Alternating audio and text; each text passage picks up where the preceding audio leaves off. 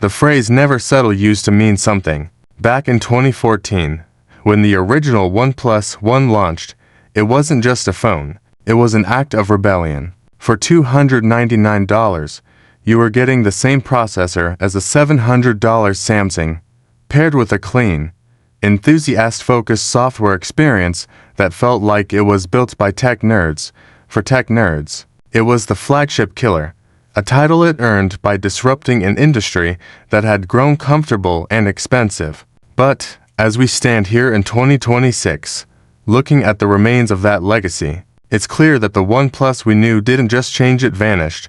The turning point wasn't a single failed product, but a slow, corporate absorption. When OnePlus officially merged its R&D and software teams with OPPO, the soul of the brand began to leak out. OxygenOS, once the gold standard for clean Android, was replaced by what fans mockingly call ColorOS with a coat of paint. The unique identity was traded for efficiency.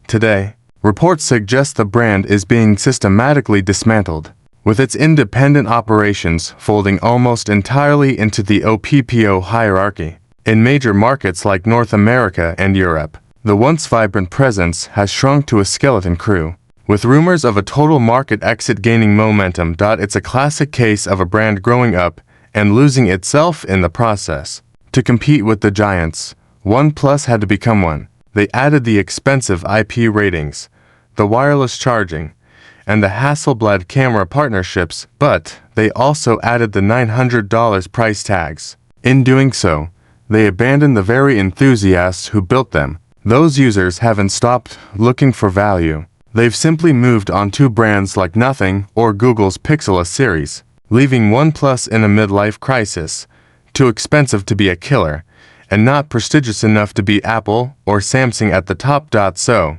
is OnePlus dead? If you mean the company that sells hardware, no, the OnePlus 13 and 15 are technically impressive devices with massive batteries and blazing speeds.